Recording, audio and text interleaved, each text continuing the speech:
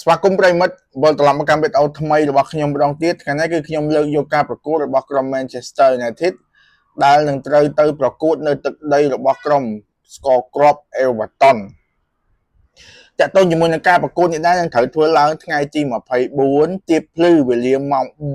3តាក់ទងជាមួយនឹងម៉ោង3នេះដែរគឺប្រិយមិត្តយើងពិបាកមើលខ្លាំងមែនតើនៅស្រុកខ្មែររបស់យើងនៅអាស៊ីយើងនេះគឺកំពុងតែគេងលក់ស្រួលខ្លាំងមែនតើហើយបើងើបមើលម៉ោង3នេះប្រកាសជាមានបញ្ហានៅពេលព្រឹកឡើងហើយជាមួយនឹងបងប្អូនដែលគាត់ប្រកបមុខរបររកស៊ីឬគាត់ធ្វើការនឹងមានការប៉ះពាល់ដោយសារថារឿងបែកងាងងេមងាមអញ្ចឹងណាបងប្អូនយើងការប្រកួតនេះដែរគឺជាការប្រកួតសប្តាហ៍ទី27ហើយនៅក្របខ័ណ្ឌ English Premier League សម្រាប់ឆ្នាំ2025-26នេះទឹកដីរបស់ Everton ទឹកដី Hill Dickinson Stadium ដែលមានទីតាំងនៅទីក្រុង Liverpool តំបន់ Merseyside ប្រទេសអង់គ្លេសអញ្ញាកណ្ដាលការប្រកួត90នាទីពេញនៅលើទីលានគឺលោក Darren England យើងមកមើលការប្រកួតរបស់ក្រុមទាំងពីរ5ប្រកួតចុងក្រោយយើងឃើញថាក្រុម Everton 5ប្រកួតចុងក្រោយពួកគេធ្វើបានយ៉ាងល្អដែរ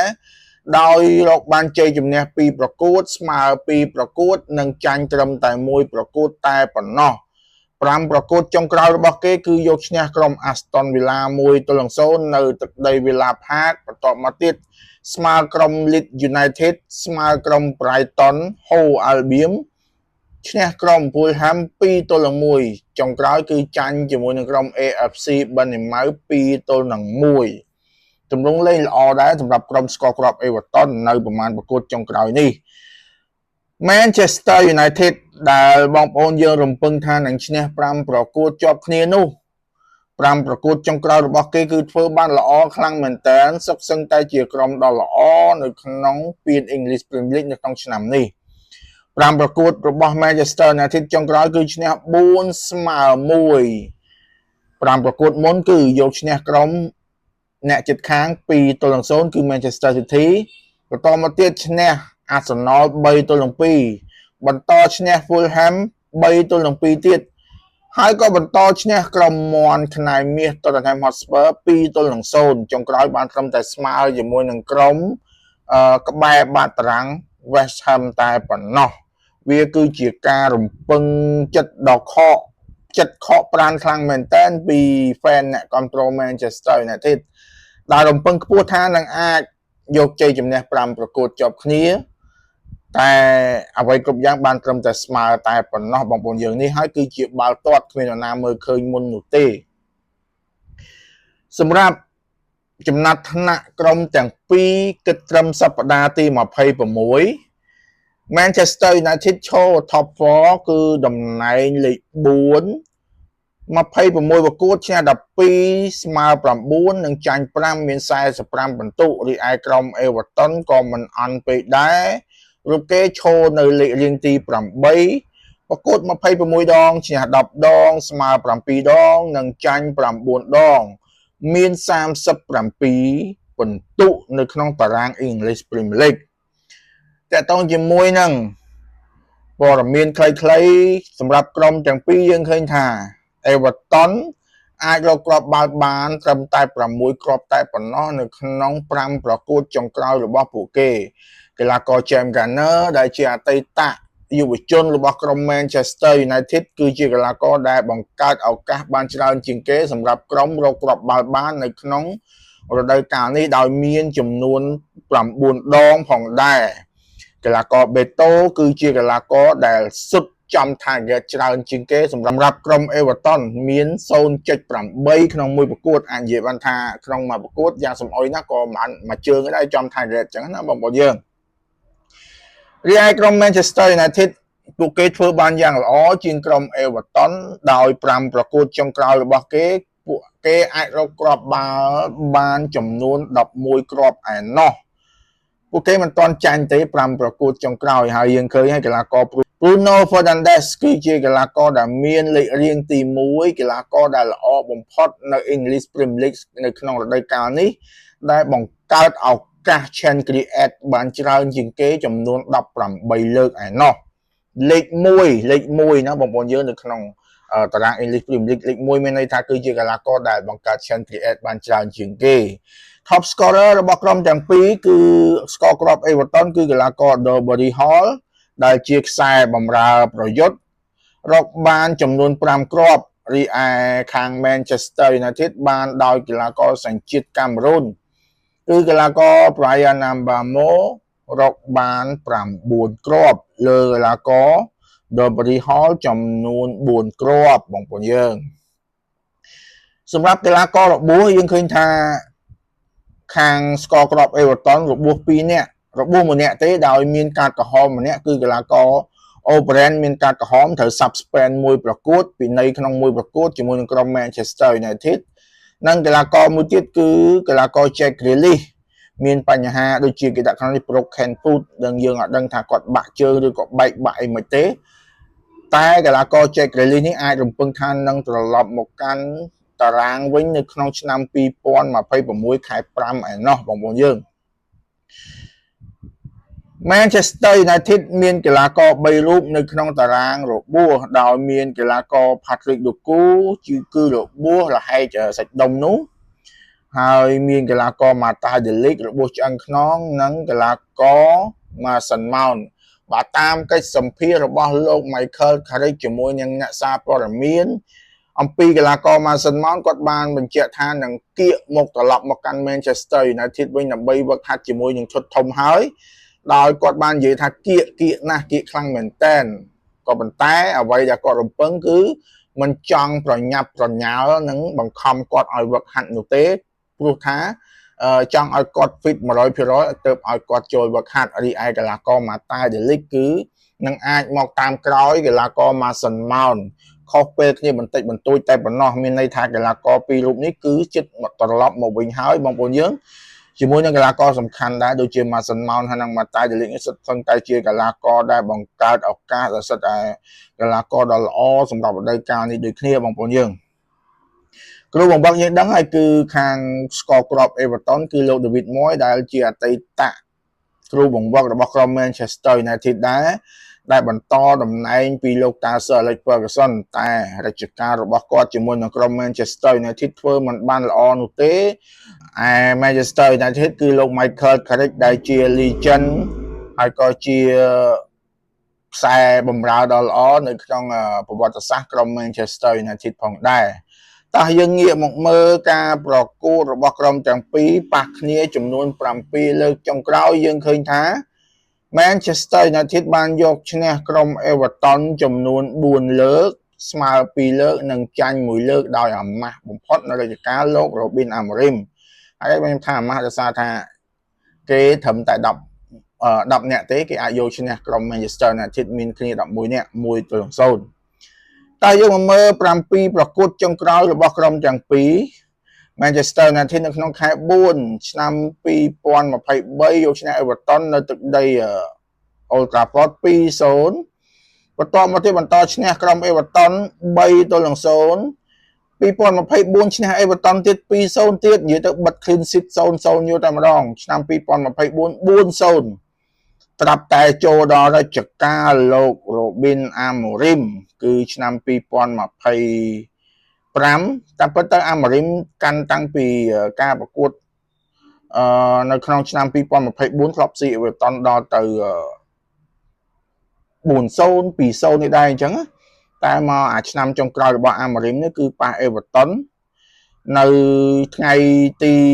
22ខែកុម្ភៈនោះបានត្រឹមតែ2ស្មើទេតែបន្ទាប់មកទៀតគឺលេង friendly នៅអាមេរិកកាំងកាលដើមរដូវកាលនោះ friendly បើកឆាកនោះ2ស្មើជាមួយ Everton ទៀតចុងក្រោយគឺRobin Amorim គឺធ្វើឲ្យអ្នកគ្រប់គ្រង Manchester United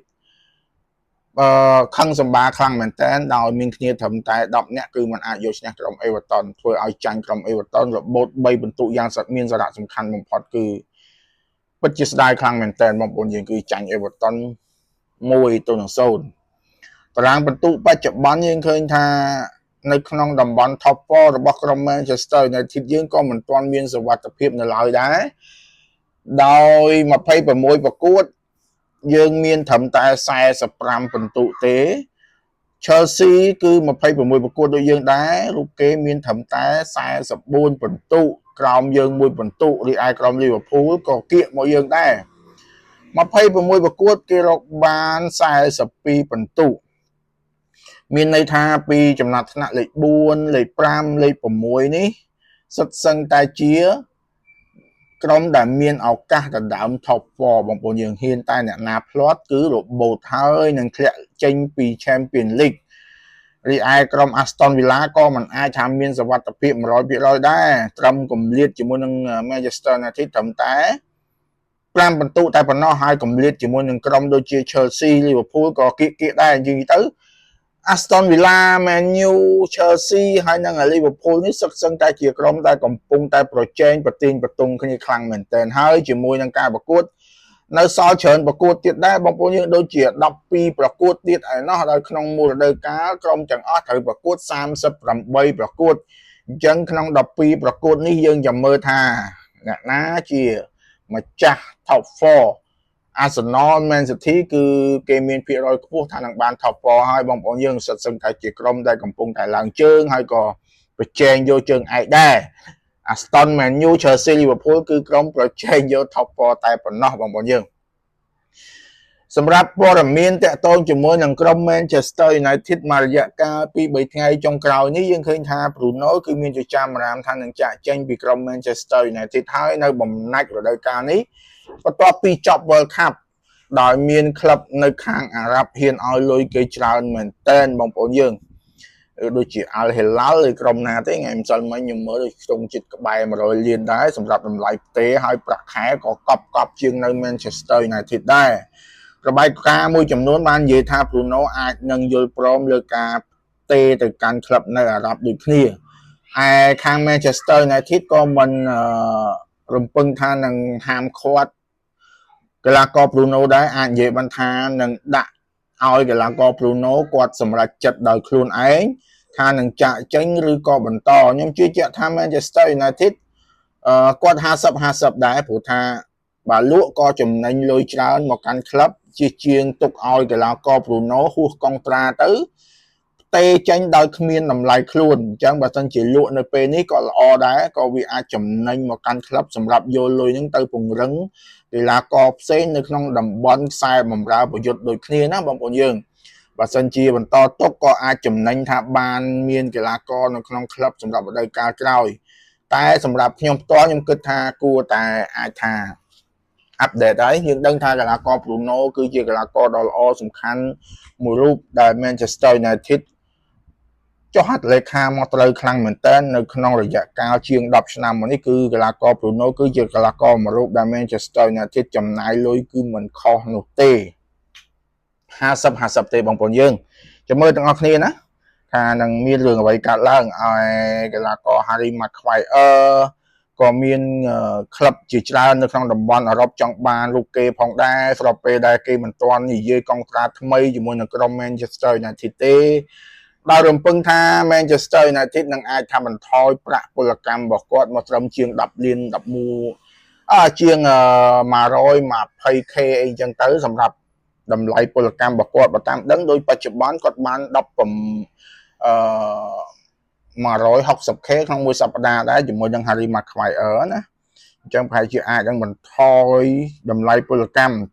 Harry Maguire គាត់ចង់តែនៅ Manchester United ទេទោះបីជាយ៉ាងណាក៏គាត់ចង់បញ្ចប់អាជីពនៅ Man U ដែរបងប្អូនយើងតែតោងជំរឿ11នាក់ខ្ញុំគិតថាអត់មានអីប្លែកពីប្រហែលសប្តាហ៍ដែលលោក Michael Carrick មកកាន់ក្លឹប Manchester United ទេខ្ញុំជឿជាក់ថាគាត់នៅតែបន្តទម្រង់លេងដដែលទេគឺ4-2-3-1ដែលមានអ្នកចាំទីសានេឡាមិនមានលូកសមាន Martinez មាន Harry Maguire មាន Dalot កដាល Mainu Casemiro ហើយខាងលើ4នោះមាន Mbeumo មាន Bruno មាន Ahmad មាន Cunha អីចឹងទៅតែតោះជាមួយនឹងកីឡាករទាំងអស់នេះក៏បងប្អូនយើងមួយចំនួនថាគួរតែតម្លាក់កីឡាករ Ahmad ដាក់កីឡាករ Benjamin Sesko ឲ្យ Mbeumo មកលេងកន្លែង Ahmadគឺចង់ឃើញ Benjamin Sesko លេង11នាក់អីចឹងណាយើងចាំមើលទាំងអស់គ្នាថាលោក Michael Carrick គាត់សម្រេចចិត្តបែបណាសម្រាប់កីឡាករ Amad Diallo ការប្រកួតមុនជាមួយនឹងក្រុម West Ham ខ្ញុំទទួលស្គាល់ថាគាត់រៀងធ្លាក់ទម្រង់លេងបន្តិចបន្តួចតែទោះជាយ៉ាងណាក្តីកីឡាគឺបែបនេះហើយมันអាចរក្សាទម្រង់លេងគ្រប់ការប្រកួតនោះទេវាតែងតែមានឡើងមានចុះហើយកីឡាករខ្លះក៏អាចថា យូចុះម្ដងអីចឹងទៅហើយកីឡាករខ្លះក៏យូឡើងម្ដងការប្រកួតមុនគឺអាម៉ាត់គាត់ធ្លាក់មែនតែគាត់អាចថាវាមានបញ្ហាដូចខ្ញុំនិយាយមិញចឹងវាអត់មានសំណាងឬក៏គាត់ធ្វើអត់បានល្អក្នុងមកប្រកួតហ្នឹងចឹងទៅតែខ្ញុំគិតថាអាម៉ាត់នៅតែជាប់11នាក់ទេហើយអ្វីដែលខ្ញុំគិតថាប្រហែលជាម៉ាទីកូញ៉ាអាចនឹងអត់ជាប់ជម្រើស11នាក់សម្រាប់ការប្រកួតមួយនេះអញ្ចឹងយើងមើលថាបើសិនជាម៉ាទីកូញ៉ាអត់ជាប់11នាក់ទេគាត់គឺជាអាវុធសម្ងាត់លោករ៉ូប៊ីនអាម៉ារីមនៅក្នុងតង់ទី2ដើម្បីផ្លាស់ប្ដូរជាមួយនឹងប៊ែនចាមីនសេស្កូឬក៏កីឡាករមួយរូបដូចជាអាម៉ាត់ឬក៏អាំបាម៉ូបើសិនជាលក្ខខណ្ឌណាមួយលោកគេធ្លាក់ speed ធ្លាក់ stamina ធ្លាក់កម្លាំងពលកម្មអីចឹងទៅនឹងផ្លាស់ប្ដូរម៉ាទីកូញ៉ាដើម្បីរត់ដេញ counter អូខេហើយយើងដឹងហើយខ្ញុំសង្ឃឹមខ្ពស់ថា Manchester United នឹងបន្តឈ្នះមិនចាញ់នោះទេជាមួយនឹងការប្រកួតប៉ះក្រុមស្ករគ្រាប់ Everton នៅក្នុងថ្ងៃទី24វេលាម៉ោង3ទៀបភ្លឺនេះសម្រាប់បងប្អូនដែលអត់ទាន់បាន Subscribe Channel របស់ខ្ញុំសូមជួយចុច Subscribe ម្នាក់មួយផងបងប្អូននៅក្នុង YouTube ហើយក៏អរគុណដល់បងប្អូននៅក្នុង Facebook ដែលតែងតែគាំទ្រដូចគ្នាជួយចុច Follow អរគុណច្រើនដែលចំណាយពេលវេលាទស្សនាវីដេអូរបស់ខ្ញុំតាំងពីដើមដល់ចប់សម្រាប់កំហុសឆ្គងកងណាមិនសមរម្យសូមអធិស្ឋានពីសំណាក់បងប្អូនយើងទាំងអស់គ្នាផងបងប្អូនយើងហើយក៏ថ្ងៃនេះរៀងអត់សូវ smooth ដោយសារថាលេបថ្នាំផ្ដាសាយឈឺកអញ្ចឹងទៅវាធ្វើឲ្យខ្ញុំមកងុយដេកខ្លាំងហើយយើងធ្លាក់ភ្នែកអរគុណច្រើនសូមជម្រាបលា